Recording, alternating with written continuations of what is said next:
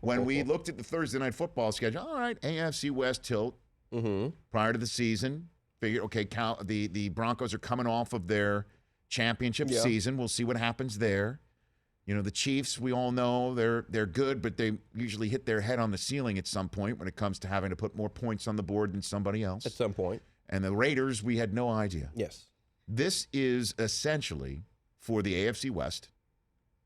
You could absolutely okay, because if the Raiders win this, they're two clear of the Chiefs with 3 to play. Chiefs win this, they have the same record as the Raiders, and obviously they can fall one game behind. But all they would need is to have the same record as the Raiders the rest of the way, because they'd have the season series sweep and tiebreak in their back pocket.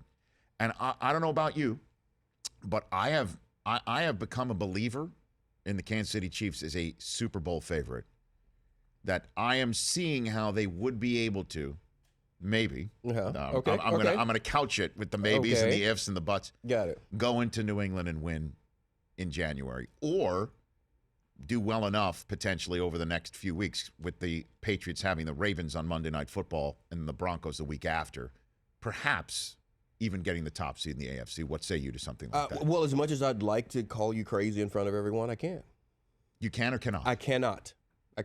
I can see what you're saying. It makes sense. The way they're playing, the way that they are playing, and they're getting healthier. Kansas City is getting healthier right now. Jeremy Maclin should be back tomorrow. Macklin's back, you know. So now you got Ford, and you got Houston, and you got Tomlin, you got the pass rush, and you have guys on the back end of that defense. If we stay on that side of the ball, and Marcus Peters and Eric Berry that are just making plays.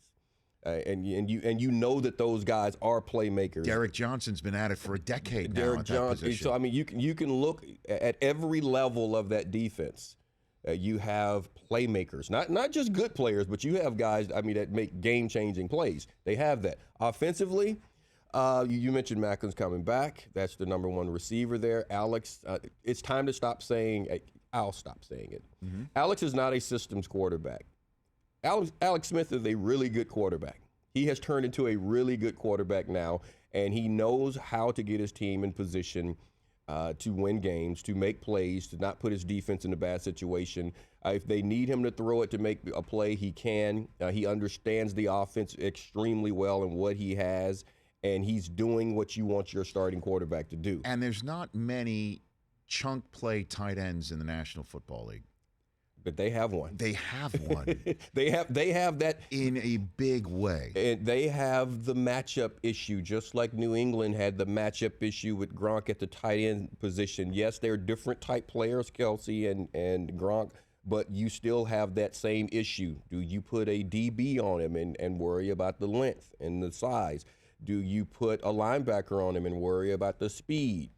It's an issue, and you know it's coming, but he can still make plays. And that's the thing about him. He's one of those type players, even when you're there, he'll just be better than you on that play. And they've got receivers that can run 4.4, it seems like. A bunch of them. Wilson, Hill. These kids are fast. And I mentioned it the last 2 days. I'll say it again. I'll say it again tomorrow when we're in Kansas City. And I'll say it on Thursday Night Football. I don't know what's gotten into Andy Reid. But the guy who normally is like, let's punt and play defense. That guy isn't calling the plays very much anymore. He fake punted in Atlanta. Yeah, he did. For a touchdown. Yeah. So the buttons he's pushing are working, I understand. He fake punts in Atlanta, and then with a 4-minute offense that's got to go out on that field to win the game after they got the pick two to get a surprising lead change from a returned 2-point conversion, okay? First ever, by the way, in the history of the National Football League. First ever.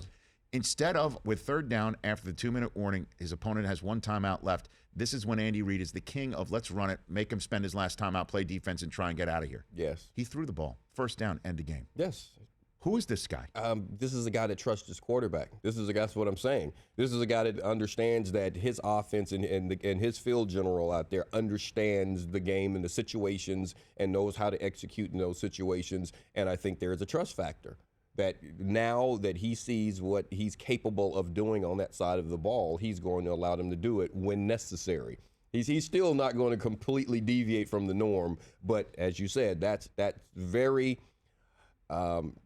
unlike Andy Reid, and he believes in what those guys can do.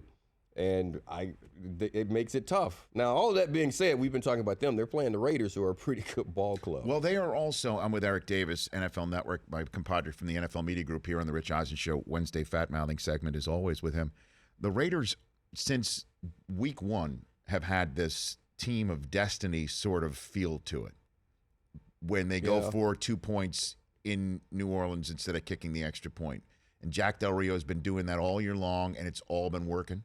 That they came back from a ton of points down this past week against the Bills. Now, you could sit there and say, well, they're not complete enough to beat a team that they should beat at home in convincing fashion, that they've got to keep pulling it out of a specific orifice every time. Yeah. But these wins have to mount up in a locker room and make you feel like you're confident you can win any time. Well, you never apologize for winning. In any fashion, it doesn't matter if it's a pick 2 that wins the game or if you blow a team out by 40. You don't apologize for winning. You don't apologize. And people, well, they keep finding themselves behind and having to come back the way Detroit's doing it. It doesn't matter if you're winning the games. So that's the aspect of it that you do feel confident about. You start building up wins, and you look at your record at this point, you pretty much are. Your record is going to say what type team you are. You can forget about all the things that should have happened. What has happened? They've won games. Now, what is on film is that the defense can give up points. It's not a stop you, shut you down when you have to. So if you have a game, and I know you can always say that, but if you have a game where the offense is not clicking, how is that going to be? You know, when you have to win that game, when you go on the road and you need your defense to show up and stop one of these teams. Like this week. Like tomorrow night. Yes, and that's when I sat down here before we got on air, I was saying I cannot wait to see this one because I want to see if Ken Norton and Jack Del Rio have that defense ready to go into the playoffs, and if they understand the importance of going on the road and showing up. The offense is going to be there. Reggie has done a great job. I mean, Chubby Blake has done a great job of putting together that team. I was talking to some people this morning. It's amazing that he's been right.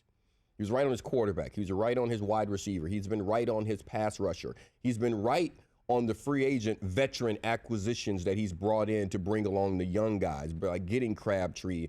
And you look at what he did with his offensive line. He's got guys that have a certain attitude about them, which has permeated the locker room. I mean, they have a cocky group of guys that just flat out believe that they are better. And that's an important factor. Sure is. They really do. It's not like we're young. It's not like we're learning. It's not like we're on the ascend. They think that they are better. He has put that group together that has brought that along so quickly. So this is one of those games. The other ones you talk about how the wins can take you to a certain level. You go in, you win this one. Look out for the Raiders. The Rich Eisen Show, weekdays at noon Eastern on Audience.